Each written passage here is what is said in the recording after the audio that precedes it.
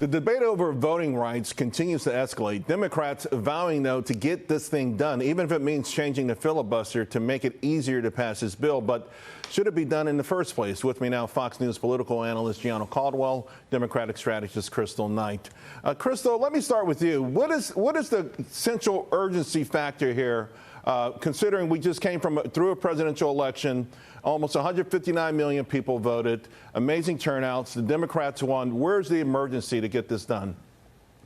Well, the emergency is that 19 states have already enacted laws that would limit black and brown voters from gaining greater access to the ballot. This is an important issue.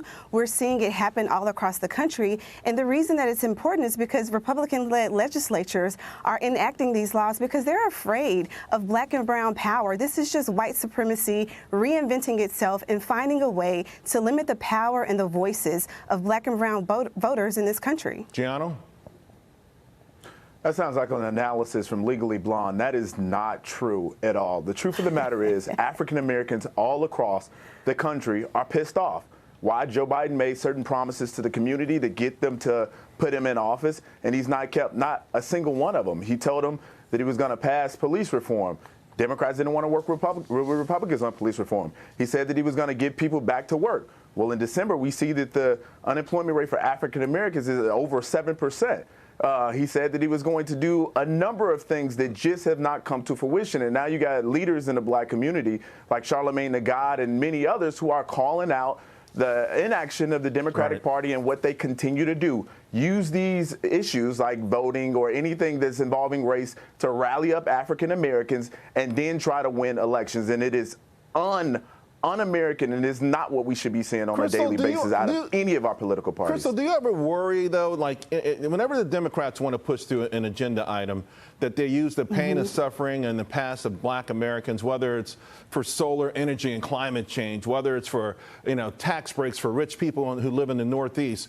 Do you ever consider that if some young black kid, 14 years old, watched President Biden's speech this week in Atlanta, they would feel like this is not the country he painted. It's not the country I live in. And my grandmother's, my mom, the whole family's from Alabama. I know about that. She was warned not to vote. She was so scared once only 5 people in her town, black people, went to vote. They put them in a room for a couple hours. They were scared they were going to be hurt. The door opened up. It was Martin Luther King. He said, you guys can vote. We don't live in that world anymore. Should we promote that sort of idea that really this country hates black people like that? Well, look, I don't think we should ever promote an idea that a country that we live in doesn't like us or value our opinion. But what black voters are saying right now is, what have you done for me lately? That's what we're asking this Biden administration, because we were promised voting rights. We were promised policing reform. We were promised the child tax credits that have already expired and the social spending plan provisions that would help the economic situation of many of black Americans in this country. And it hasn't passed because Build Back Better hasn't passed. And so if you're a black voter watching what's happening in this country, you're thinking, what has this administration done for me? And why do we have to continue having these speeches rather than action and failure by leaders like Kyrsten Sinema, who won't, make the vote to pass voting rights? And so this is critical. Gianno, I'll give you the last word here. But, people should understand, for instance, this child tax credit, it's a scam. Folks making $400,000 got the money, Crystal. I hate to break it to you. Yeah. A large chunk of people making like 25 grand didn't get anything because they don't file IRS. So they actually got nothing, zero. And this is what I mean about being used, letting your pain and suffering be used to push things that don't help you in the first place. I'm sorry, Gianno. Last word to you.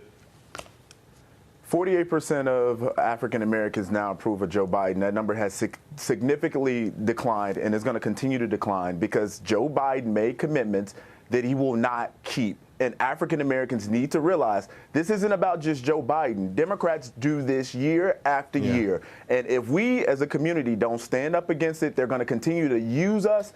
And we cannot have that continue. If you keep giving away the vote for nothing, you will keep getting nothing. I wish we could continue this. Thank you both very much. See you soon.